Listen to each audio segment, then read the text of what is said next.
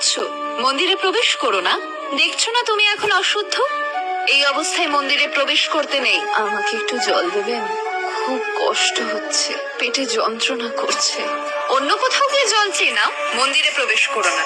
তোমার শরীর এখন শুদ্ধ নয়, অপবিত্র। এসব কি বলছে?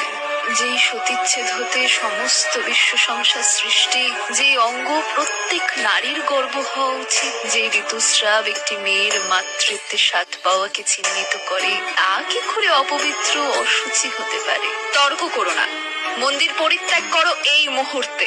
তাহলে তো এই মন্দিরে যে দেবী মায়ের প্রতিষ্ঠান, তিনিও অপবিত্র। সেই মায়েরও তো ঋতুস্রাব হয়, তিনিও কি তার নিজের মন্দির ত্যাগ করবেন? এসব কি বলছো তুমি? বিশ্বাস না হলে আপনি নিজে গিয়ে দেখুন।